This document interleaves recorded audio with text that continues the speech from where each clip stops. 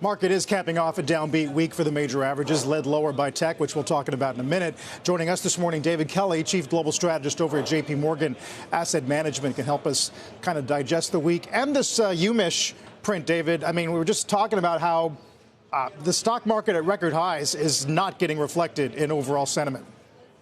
No, absolutely. I mean, we've got submarine sentiment. We've got a sort of a tortoise-like economy, and we've got this sparkles and champagne stock market. I mean, admittedly, it's down this week, but the stock market has been having a very good year. But I think this government shutdown is affecting sentiment. It's affecting consumers. It's affecting businesses, and people are scared of the dark, and we are in the dark on a lack of economic data, and so I think people are assuming somewhat the worst here. And the economy, I mean, the economy is not in recession right now, but it is slowing down.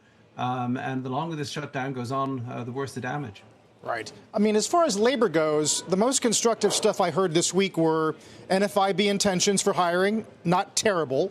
ISM employment, not terrible. ADP, not terrible. It kind of fed this notion that, yeah, labor's degrading a bit, but it's gradual. You agree? I agree with that in terms of, say the unemployment rate. But what's going on in the backdrop here is we're seeing a decline in the number of available workers. We've seen a fall in labor force participation. We've seen a huge turnaround in immigration. And if you look at that National Federation of Independent Business survey there, one of the biggest thing that jumped out at me from that was businesses cannot find the quality of workers they need. They're having a very hard time finding workers at all, but they really can't find the workers with the skills they need to do the job. So it's a low demand, low supply labor market, and it's indicative of an economy that's just, the battery's just running down here. Do you believe that June marked the bottom of the labor market? No, I think the labor market is getting softer. I think one of the things that a lot of these surveys look at the private sector, and of course we know that about 150,000 federal workers took the buyout and will be leaving the labor market, will be leaving government employment officially between the end of September and the end of December. A lot of those would have shown up in the report that was supposed to come out today, but the government sector employment is falling. And then I think there's a lot of knock-on effect from government cutbacks affecting the economy. So part of the economy is very strong. Spending by upper-income individuals is fine because of the stock market, and the AI boom is really a boom. But the rest of the economy is pretty soft and getting softer. Right. Would you expect, once the shutdown ends, for there to be some spring-loaded action making up for lost time in terms of activity? Yeah, I think there will be, not so much because the shutdown ends, but as soon as you get into early next year, we're going to have a bumper season of income tax refunds. We expect the average income tax refund next year is going to be over $4,000. That's up from $3,200 last year. So, we need the shutdown to end, but there is hope on the horizon once we get into early 2026. So that kind of rhymes with Hassett on the tape today, arguing that you could be looking at 4% numbers going into 26. You think that's a short-lived sort of tax season effect, or can that get carried through? Are we overstating the impact of depreciation and all the rest? I think we are a little bit. I mean, the economy cannot live off depreciation alone or off corporate tax breaks alone. We're going to get a sugar rush from these income tax refunds. 60% of them are likely to be paid out by the end of March, and that will help the consumer spending.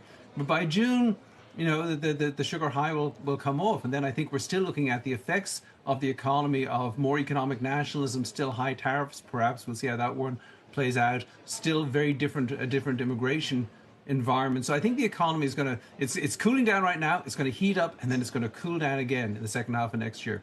Wow. So where does that leave the Fed? I think the Fed will cut in December. There's about a 70% chance of that baked into the futures market right now. And I know they say that the lack of data is going to cause them to hesitate, or Powell said that, but I don't think so. I think they'll cut in December, and I think they will cut 1 or 2 times more next year. But the problems the American economy is facing are really not ones the Federal Reserve can fix. I think the Fed knows that. A lot of comments from the administration over the last, say, 72 hours about inflation, tariffs, who's paying what. Certainly the arguments in front of the Supreme Court were instructive. Do you think, I mean, this UMISH inflation expectations number is a little reassuring, but some of the corporate commentary about, say, commodity inflation is not.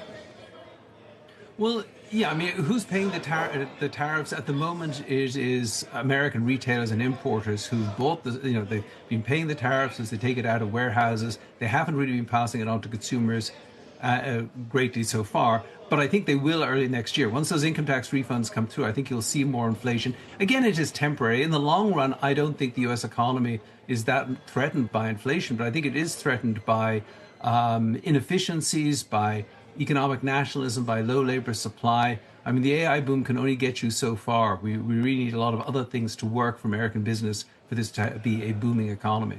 Right. It is. We're asking a lot of it, a lot to absorb, given the labor, the immigration, the tariffs, and all the rest. We'll see what the coming weeks bring, David. Appreciate the help, as always. Good to see you. Anytime. David Kelly.